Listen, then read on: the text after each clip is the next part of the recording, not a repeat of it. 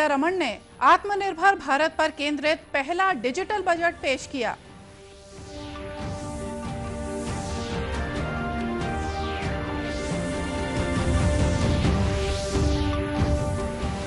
प्रधानमंत्री नरेंद्र मोदी ने केंद्रीय बजट को भारत के आत्मविश्वास को उजागर करने वाला बताया।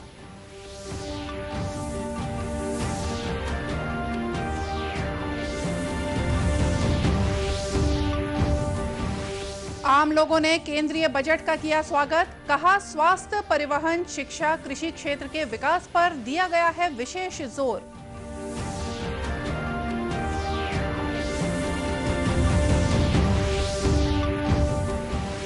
और बेमेतरा जिले के गिधवा परसदा में आयोजित पक्षी महोत्सव लोगों को लुभा रहा है।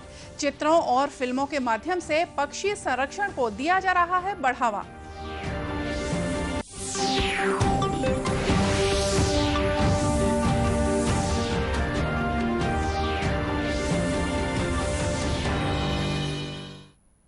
नमस्कार, आप देख रहे हैं दूरदर्शन समाचार। मैं हूं मोनिका शर्मा और आइए अब देखते हैं समाचार विस्तार से। केंद्रीय वित्त मंत्री निर्मला सीतारमण ने आज लोकसभा में वित्त वर्ष 2021-22 के बजट के जरिए न्यू इंडिया और आत्मनिर्भर भारत का खाका देश के सामने रखा। उन्होंने इस बजट में हेल्थ केयर, इंफ्रास्ट्रक्चर सेक्टर में निवेश के जरिए रोजगार सृजन पर जोर दिया। ये बजट मुख्य रूप से 6 प्रमुख स्तंभों पर आधारित है। इस बार वित्त मंत्री ने एक टैब के जरिए अपना तीसरा बजट पेश किया। इस बजट में 75 साल या उससे ज्यादा उम्र के लोगों को रियायत देने का ऐलान किया गया है। अब उन्हें इनकम टैक्स भरने की जरूरत नहीं होगी। अपने बजट भाषण में केंद्रीय वित्त मंत्री ने कहा कि कोविड-19 महामारी का मुकाबला करने के लिए सरकार के 27.1 लाख करोड़ रुपए आत्मनिर्भर भारत पैकेज के संरचनात्मक सुधारों को बढ़ावा मिला है। इस बजट अनुमान में कोविड-19 वैक्सीन के लिए 35,000 करोड़ रुपए प्रदान किए गए हैं। वित्त मंत्री ने कहा कि भारतीय रेलवे ने रेल योजना 2030 तैयार की है। बजट में रेलवे के लिए 1,10,000 करोड़ रुपए से ज्यादा का प्रावधान किया गया है। उन्होंने बताया कि आदिवासी क्षेत्रों में एकलव्य आदर्श आदिवासी विद्यालय की स्थापना की जाएगी। इसके लिए बजट में 20 करोड़ रुपए की राशि बढ़ाकर 38 करोड़ रुपए कर दी गई है। बजट में बीमा क्षेत्र में प्रत्यक्ष विदेशी निवेश 49% से बढ़ाकर 74% किया गया है। साथ ही कुछ सावधानियों के साथ विदेशी मालिकाना और नियंत्रण को अनुमति दी गई है। वित्त मंत्री ने कहा कि जल जीवन मिशन के लिए अगले 5 साल में शहरी ग्रामीण क्षेत्रों में 2.87 करोड़ रुपए खर्च किए जाएंगे।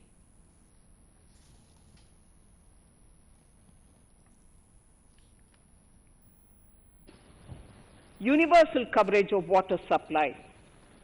The World Health Organization has repeatedly stressed the importance of clean water, sanitation, and clean environment as a prerequisite to achieving universal health. The Jal Jeevan Mission Urban will be launched. It aims at universal water supply in all 4,378 urban local bodies with 2.86 crores household tap connections as well as liquid waste management in 500 Amrit cities. It will be implemented over 5 years with an outlay of 2,87,000 crores. वित्त मंत्री ने बताया कि एक नई केंद्रीय प्रायोजित योजना पीएम आत्मनिर्भर स्वस्थ भारत योजना 64,180 करोड़ रुपए की लागत के साथ 6 वर्षों के लिए लॉन्च की जाएगी। यह मौजूदा राष्ट्रीय संस्थाओं को मजबूत करेगी और नई और सामने आने वाली बीमारियों की पहचान करने और उनका इलाज करने के लिए नई संस्था बनाएगी। यह योजना राष्ट्रीय स्वास्थ्य मिशन के अतिरिक्त होगी। Health systems. A new centrally sponsored scheme, PM Atmanirbhar Swasth Bharat Yojana, will be launched with an outlay of about 64,180 crores over 6 years. This will develop capacities of primary, secondary, and tertiary care health systems, strengthen existing national institutions, and create new institutions to cater to detection and cure of new and emerging diseases. वित्त मंत्री ने कहा कि सरकार किसानों के कल्याण के लिए प्रतिबद्ध है। किसानों को पर्याप्त ऋण मुहैया कराने के लिए वित्तीय वर्ष 2022 में कृषि ऋण के लक्ष्य को बढ़ाकर 16.5 लाख करोड़ रुपए तक कर दिया गया है। सरकार का जोर पशुपालन, डेयरी और मछली पालन के क्षेत्र में और ज्यादा ऋण सुलभ कराने पर है। सरकार ग्रामीण और संरचना विकास कोष में किए जा रहे आवंटन को 30,000 करोड़ रुपए से बढ़ाकर 40,000 करोड़ रुपए करने जा रही है। Early this year, Honorable Prime Minister had launched the Swamitva scheme. Under this, a record of rights is being given to property owners in villages. Up till now, about 1.80 lakh property owners in 1,241 villages have been provided cards. I propose during 21-22 to extend this to cover all states and union territories. To provide adequate credit to our farmers, I have enhanced the agricultural credit target to 16.5 lakh crores in this year. We will focus on ensuring increased credit flow to animal husbandry, Pashupalan, dairy, and to Matsyakar, to the fisheries. We are enhancing the allocation to the Rural Infrastructure Development Fund from 30,000 crores to 40,000 crores.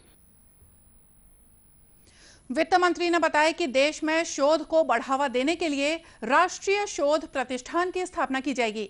इसके लिए budget में 50,000 करोड़ रुपए का प्रावधान किया गया है। प्रधानमंत्री नरेंद्र मोदी ने बजट 2021-22 को भारत के आत्मविश्वास को उजागर करने वाला बताया है। उन्होंने कहा कि इस बजट में आत्मनिर्भरता का विजन भी है और हर नागरिक वर्ग का समावेश है। बजट में आम आदमी पर कोई बोझ नहीं बढ़ा है। इस बजट से विकास के विश्वास पर भरोसा बढ़ा है। वर्ष 2021 का बजट असाधारण परिस्थितियों के बीच पेश किया गया है। इसमें यथार्थ का एहसास भी और विकास का विश्वास भी है। कोरोना ने दुनिया में जो प्रभाव पैदा किया, उसने पूरी मानव जाति को हिलाकर रख दिया है। इन परिस्थितियों के बीच आज का बजट भारत के आत्मविश्वास को उजागर करने वाला है और साथ ही दुनिया में एक नया आत्मविश्वास भरने वाला है। आज के बजट में आत्मनिर्भरता का विजन भी है और हर नागरिक, हर वर्ग का समावेश भी है। हम इस बजट में जिन सिद्धांतों को लेकर चले हैं वो हैं ग्रोथ के लिए नए अवसरों, नई संभावनाओं का विस्तार करना, युवाओं के लिए नए अवसरों का निर्माण करना, मानव संसाधन को एक नया आयाम देना, इंफ्रास्ट्रक्चर निर्माण के लिए नए नए क्षेत्रों को विकसित करना, आधुनिकता की तरफ आगे बढ़ना, नए सुधार लाना। साथियों, नियमों और प्रक्रियाओं को सरल बनाकर आम लोगों के जीवन में ईज ऑफ लिविंग को बढ़ाने पर इस बजट में जोर दिया गया है। प्रधानमंत्री ने कहा कि बजट पारदर्शी होना चाहिए और विशेषज्ञों ने इस पारदर्शिता की सराहना की। उधर छत्तीसगढ़ के कृषि मंत्री रविंद्र चौबे ने कहा कि इस बजट से औद्योगिक और कृषि क्षेत्र के विकास में कोई मदद नहीं मिलने वाली है। जिस क्षेत्र की बात कर रहे हैं, इंडस्ट्रियल ग्रोथ और एग्रीकल्चर ग्रोथ की आप बात कर रहे हैं, इस बजट से उस ग्रोथ की संभावनाओं में लगभग विराम सा लग गया है। कहीं पे भी नहीं लगता कि इंडस्ट्री सेक्टर को और एग्रीकल्चर सेक्टर को इस बजट से कोई सपोर्ट मिलने वाला है।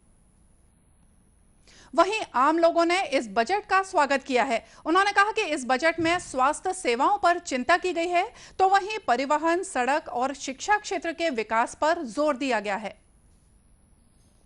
और हमारी माननीय वित्त मंत्री निर्मला सीतारमण जी द्वारा ये जो प्रस्तुत किया गया है, इसमें मुख्यतः 3 बातें जो उन्होंने सामने देश के लिए जो प्रस्तुत किया है, मैन्युफैक्चरिंग यूनिट्स के लिए, डिफेंस सुरक्षा के लिए जो महत्वपूर्ण था, और कोविड-19 के चलते। और यह देखा गया कि पिछली बार के मुकाबले 15% ज़्यादा इसमें जो आम जनता के लिए बजट ये प्रस्तुत किया गया है। मुझे मानती हूँ कि जी मुझे लगता है कि ये बहुत ही अच्छा है। कोविड महामारी को देखते हुए जो बजट प्रस्तुत किया गया है वो देश के लिए, अर्थव्यवस्था के लिए बहुत ही अच्छा साबित होगा। और इसमें कुछ ऐतिहासिक विषय ये है कि स्वास्थ्य सेवाओं के बारे में सरकार ने बहुत बड़ी चिंता की है और उसके बजट को 137% करके 2,23,000 करोड़ रुपए का बजट कर दिया है। सरकार ने यह भी ऐलान किया है कि पूरे देश में 17 नए इमरजेंसी सेंटर्स खोले जाएंगे और गांव में, जिलों में, कस्बों में वेलनेस सेंटर्स को पैसा जाएगा। तो स्वास्थ्य सुविधाओं के विस्तार के लिए सरकार का बड़ा कदम है। देश की सड़कों को लेकर के बड़ा ऐलान हो चुका है। तमिलनाडु, असम, बंगाल, कन्याकुमारी के लिए बड़े बड़े कॉरिडोर्स और राजमार्गों के लिए कई किलोमीटर सड़कें बनाने का ऐलान हुआ है। सरकार ने यह सुनिश्चित कर लिया है कि अब भारत देश में विदेशों जैसी सड़कें हों और लोग आकर्षित हों, निवेश हो, परिवहन की सुविधाएं बढ़ें। इस वर्ष का जो बजट सरकार ने पेश किया है वो आत्मनिर्भर भारत और देश की तरक्की के लिए बहुत अच्छा संकेत है, मुझे लग रहा है, क्योंकि सरकार ने जो 16.5 लाख करोड़ किसान कर्ज के रूप में जो घोषणा की है वो बहुत अच्छी शुरुआत है। और इंफ्रास्ट्रक्चर सेक्टर पे 5.5 लाख करोड़ खर्च करने का जो प्रावधान किया है वो भी बहुत अच्छी बात है। और मेरे हिसाब से जो उज्ज्वला योजना सरकार की जो बहुत महत्वपूर्ण योजना थी, जिसमें अभी तक 8 करोड़ महिला लोगों ने जो बेनिफिट किया, अभी 1 करोड़ लोगों को और जोड़ेंगे। गौरतलब है कि वित्त मंत्री निर्मला सीतारमण ने कृषि क्षेत्र में ऋण का लक्ष्य बढ़ाकर 16,50,000 करोड़ रुपए निर्धारित किया है। खबरों का सिलसिला आगे भी जारी रखेंगे, लेकिन फिलहाल लेते हैं एक छोटा सा ब्रेक।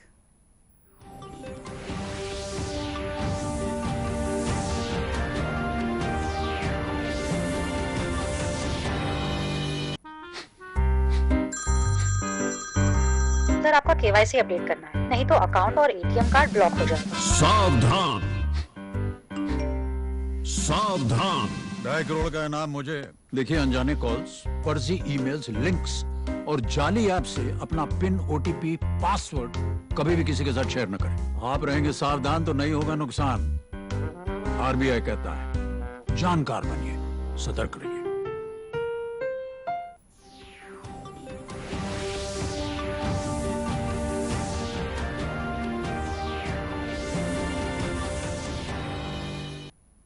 ब्रेक के बाद एक बार फिर से स्वागत है आप सभी का दूरदर्शन समाचार में।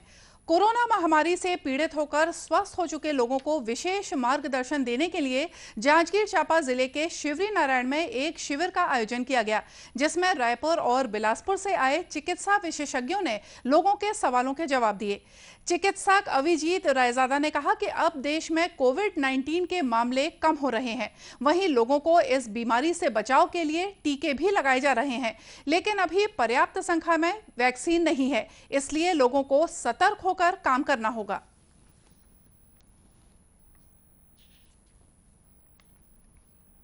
धीरे धीरे कम हो रही है, तो थोड़ा सा लोगों में यानी थोड़ा सा ढिलाई आ रही है, निश्चिंतता आ रही है, तो अभी भी हमें जागरूक रहने की ज़रूरत है, असावधानी ना हो।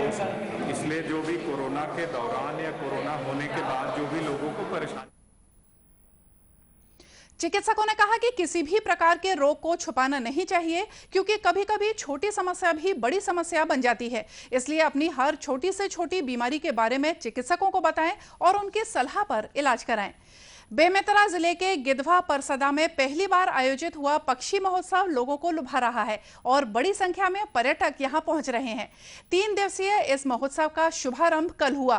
पहले दिन फिल्मों के माध्यम से भी पक्षियों के बारे में लोगों को जानकारी दी गई। इसके अलावा मौके पर विभिन्न स्टॉल लगाए गए हैं जिसमें चित्रों के माध्यम से पक्षियों के बारे में जानकारी दी जा रही है। इसका उद्देश्य पक्षियों के संरक्षण को प्रोत्साहित करना है। मुख्य वन संरक्षक अधिकारी राकेश चतुर्वेदी ने उम्मीद जताई कि आने वाले समय में गिधवा राष्ट्रीय ही नहीं बल्कि अंतर्राष्ट्रीय स्तर पर अपनी पहचान स्थापित कर सकेगा, जिसके लिए पूरी तैयारी की जा रही है।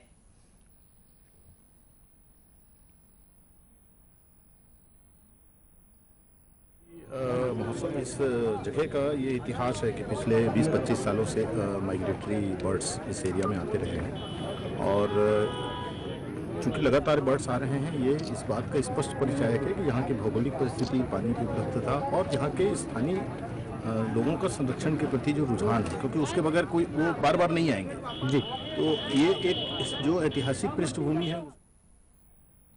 गौरतलब है कि गिधवा में करीब 150 प्रकार के पक्षियों का एक अनूठा संसार है। इनमें देश विदेश के विभिन्न प्रजातियों के प्रकार के पक्षी शामिल हैं। और इसी के साथ ये समाचार बुलेटिन यहीं समाप्त हुआ। नमस्कार।